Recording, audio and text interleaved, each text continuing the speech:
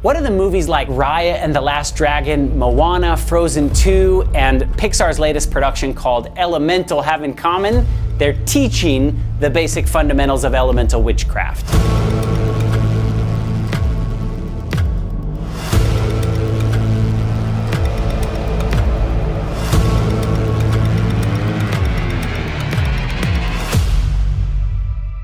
In the past few years, people have joined witchcraft in incredible numbers, and I believe that it is because they are putting these things in movies and many people are unaware of what they are. Here's some examples of how many movies use the elemental witchcraft as part of their storyline. Shrine of the four elements, earth, fire, air, and water. Legend has it that when he controlled the four statues, he was master of the four elements. It's an ancient figure which represents the four elements. It represents the four elements. A witch's magic comes from four elements: fire, water, earth, and air. At the center of the four directions, the four elements. And the others must be the four elements that the Monty Athens worshipped. Four elements gathered around a fifth. The supreme being, the ultimate warrior, created to protect life. Elemental witchcraft is the use of earth, wind, fire, water, all centered around the fifth element, which is spirit. This is the basic building blocks of magic. So listen to what these real-life Wiccan witches and how they teach about the use of magic. My name's Bee. I have been a practicing head witch for 12 years. So when you call circle, you address each one of the elements in their various directions, and you ask them to join you in your sacred space. So pay attention to the way that she talks about calling a circle, addressing the elements and inviting them into your sacred space. That's going to be important when we look at Frozen and how Elsa calls circle. The basic introduction to witchcraft is learning how to work with these elements. I am going to be talking about some beginner concepts of Witchcraft 101. Today we are going to be focusing on the 5 elements of witchcraft and calling circle with them: earth, air, fire, water, and spirit. And we use all 5 of these within witchcraft to create magic. Hi, my name is Bente. I'm the Norse witch. So the elements that witches work with nowadays are water, earth, air, and fire. So in my opinion, the elements are a very basic thing that you should learn early on when you're getting into witchcraft.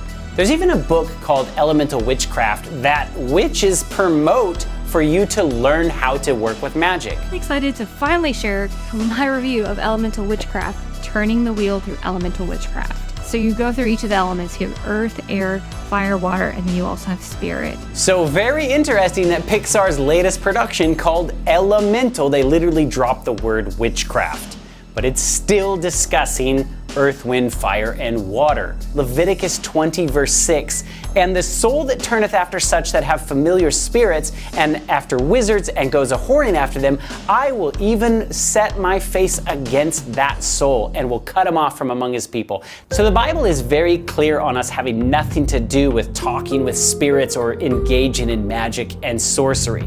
But yet that's exactly what they're teaching in some of these kids' programs. Which brings us to Frozen 2. The very theme of this movie is Elsa learning and finding the 4 elements and looking for the 5th element.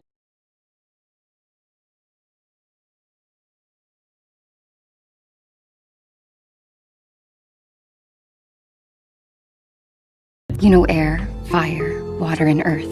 Yes. But look, there's a 5th spirit, said to be a bridge between us and the magic of nature. A 5th spirit? Some say they heard it call out the day the forest fell. My father heard it. Do you think that's who's calling me? She's basically telling you that the kingdom fell because of the communication with these spirits and messing with magic. Yet Elsa feels like it's not bad. I woke the magical spirits at the enchanted forest. Wait, the enchanted forest? The one Father warned us about? Yes. Why would you do that? Because of the voice. I know it sounds crazy, but I believe whoever is calling me is good. How can you say that? Look at our kingdom. I know. It's just that my magic can feel it. I can feel it. This is not a small part of the theme. All throughout Frozen, she's literally looking for these spirits. Hey guys, meet the wind and spirit! The basic fundamental understanding of witchcraft is when nature speaks, you listen. We only trust nature when nature speaks. We listen. Fire spirit! Get back, everyone!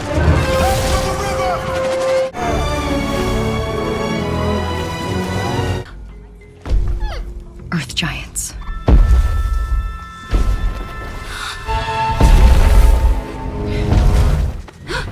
What if I can settle them like I did the wind and fire? Remember, the goal is to find the voice, find the truth, and get us home. Here is Elsa addressing all 4 of these elements, which is the basic building blocks of witchcraft. Air, fire, water, earth. There's even necromancy in the storyline in Frozen 2. When Elsa is thought to be dead and she hears her grandfather speak, listen to what he says.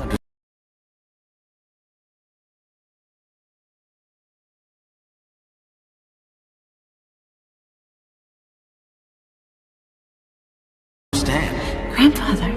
We bring Arendel's full guard. But they have given us no reason not to trust them. The North Uldra follow magic, which means we can never trust them. Grandfather? Magic makes people feel too powerful, too entitled. It makes them think they can defy the will of a king. That is not what magic does. That's just your fear. Fear is what can't be trusted. In this storyline, you have a father that's telling you if you mess with magic, it will produce a confidence in you to even defy the will of a king. Do you want your child to learn those kind of concepts, thinking about them spiritually? When Elsa decides that she really wants to see this spirit being that is supposedly calling her or talking to her, she sings this really interesting song. Who's the way? The Bible talks about Jesus as being the way, the truth, and the life. Show yourself, I'm no longer trembling. You are the answer I've waited for. Come to me now, open your door. This is Witchcraft 101. She's literally calling the elements in their directions into her space. So when you call circle, you address each one of the elements in their various directions, and you ask them to join you in your sacred space. Come to me now, I am there. But the allegory doesn't stop here. In the very end of the story, when Elsa's thought to have died, Anna meets up with her, and look at how she rides up on a horse wearing white. That's a parallel to what happens in the book of Revelation. Is it really you? Anna. I thought I'd lost you. Lost me? You saved me. And Anna, Arendelle did not fall. It didn't? The spirits all agree. Arendelle deserves to stand with you. You did what was right for everyone. Did you find the 5th spirit? You are the 5th spirit. You are the bridge. Well, actually, a bridge has 2 sides, and Mother had 2 daughters. We did this together, and we'll continue to do this together. You're okay! You look different. Did you cut your hair or something? Or something. Listen to how they talk about the kingdom falling and the world didn't fall and Elsa didn't die. And then she says, I'm the bridge, the 5th spirit? In witchcraft, that 5th spirit is literally Satan. Look at what is in the storyline of Moana. You have the earth spirit, the fire spirit, the water spirit. All of these elemental witchcraft things are present even in this story. When it has Moana talking to her dead grandmother, that's called necromancy. When you're speaking to the dead, the Bible specifically talks about we should have nothing to do with speaking to the dead. And when that voice starts to whisper, Moana, listen. It calls me. It's inside me. I know the way. Once again, the Bible describes Jesus as the way, the truth, and the life. But here this story is planting the idea, saying that what I was looking for out there is actually something that is inside of me, that fifth spirit. There shall not be found among you anyone who burns his son or his daughter as an offering, or anyone who practices divination, or tells fortune, or an interpreter of omens, or a sorcerer, or a charmer, or a medium, or a necromancer, or one who inquires of the dead. For whoever does these things is an abomination to the Lord, and because of these abominations, the Lord your God is driving them out before you. Why? Because the spirits that they think they're talking to are not just spirits of somebody that was living before, they're actually demons. And we find the same elements in Raya and the Last Dragon. Each one of the dragons represents a different element, and when they put their magic together, they create the fifth spirit. Let's go all the way back to Pocahontas. But Grandmother Willow, what is my path? All around you are spirits, child. They live in the earth, water, sky. If you listen, they will guide you. I hear the wind. Yes. What is it telling you? So describing that there's spirits all around you and that you should listen to them is a theme that we're starting to see in all of these productions. I can hear you. And when that voice starts to whisper, Moana, listen. It calls me. All around you are spirits, child. They will guide you. I hear the wind.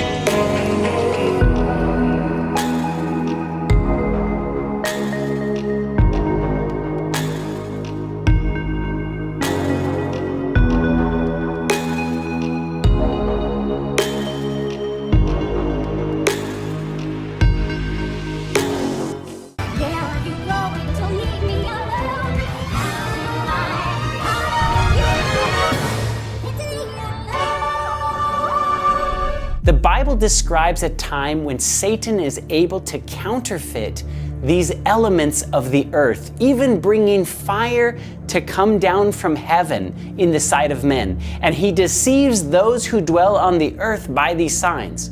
So we see that Satan can control the elements of the earth. And what does that actually do? It breaks people's confidence in God. Because when you see a miracle, something that is outside of human understanding, then you have to attribute that to a higher being, either God or, like in elemental witchcraft, if they use the elements in a certain way or they can control them, then what they're doing is taking the power away from God and putting it back in the hands of man. This is why elemental witchcraft is a counterfeit for the miracles of God. The Bible says in Revelation 18:23 that the end of the world will deal with a deception that uses sorcery. So paying attention to all these stories that have these elements in them, magic, sorcery, witchcraft, these are literally numbing your mind to these things, and we know that these are going to be used in the end of time. And this brings me to Pixar's latest movie called Elemental. Meet the residents of Element City. Air usually has their head in the clouds. Earth can be a little seedy. Nothing weird going on here. Water is always getting into something. And fire, we run a little hot. If you describe a person or place as seedy, you disapprove of them because they look dirty or messy or they have a bad reputation. Notice how they said water gets into everything. Are we supposed to get into everything, or did God actually build fences and boundaries over what we should or should not get involved in? And fire. having a temper that is hot or they run a little hot is not always a good thing. Proverbs 29:11 says, "A fool gives vent to his spirit, but a wise man holds it back." Proverbs 14:29 says, "Whoever is slow to anger has great understanding, but he who has a hasty temper exalts folly." And Proverbs 16:32 says, "Whoever is slow to anger is better than the mighty, and he who rules his spirit than he who takes a city." So these are not characteristics that are necessarily good ones. Look at how this story sets the stage that everybody lives by only one rule. We all live by one simple rule. Elements cannot mix. So once again, we see in the story there's a rule, and we start to see all of these elements begin to break the rules. So you've never left Firetown? Sorry, buddy. Elements don't mix. Hey! Plus, my dad would boil you alive. Why does anyone get to tell you what you can do in your life? So look at the spiritual parallel here. There's a father that's telling you to live by the rules, and yet they're beginning to set the stage of these elements begin to break the rules. They begin to mix, yet nothing happens to them. I've been trying to fill my father's shoes, but I never once asked what I wanted to do.